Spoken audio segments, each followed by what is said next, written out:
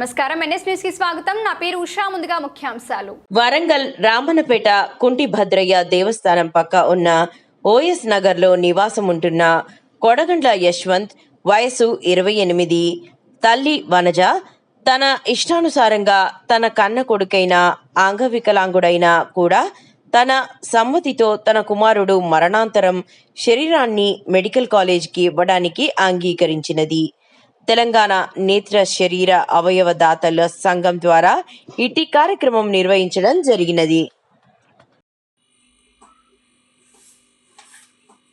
ఈరోజు రామన్నపేట లోపల ఉన్నటువంటి ఓఎస్ నగర్లో ఉన్నటువంటి ఒక అంధత్వం ఉండి వికలాంగుడై ఉండి కూడా వాళ్ళ తల్లిగారైన వనజ గారు వాళ్ళ బాబును మరణించిన తదనంతరం మెడికల్ కాలేజీకి ఇవ్వడానికి సంసిద్ధత వ్యక్తం చేసిన సందర్భంగా ముందు ఆ తల్లికి నమస్కారం చేస్తున్నాను. మా సంస్థ తరఫున నేను Telangana organ body donors association district కార్యదర్శిని.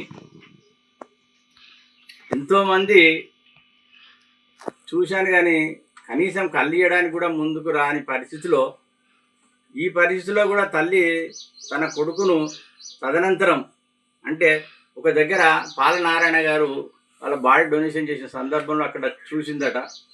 నా దగ్గరికి వచ్చి నేను కూడా నా కొడుకుని ఇట్లా తదనంతరం చేయాలనుకుంటాను, కాకపోతే ఏంటంటే హ్యాండిక్రాఫ్ట్ అన్న అయినా కూడా ముందుకు రావడం అనేది చాలా సంతోషదగ్గ విషయం. వారిని సందర్భంగా అభినందిస్తున్నాము. దీన్ని చైతన్యంగా తీసుకొని దీన్నైనా మీరు స్ఫూర్తిగా తీసుకొని, ఎంతోమంది ఉన్నారు ఎవరు రావడానికి ముందుకు రావలేదు. ఏమైనా మన సంస్కృతి సంప్రదాయం ఇవన్నిటి పక్క పెట్టి మీరు కూడా ఈ భావితరాలకు కాబోయే డాక్టర్లకు ఇది ఒక ప్రాక్టికల్గా ఉంటుంది.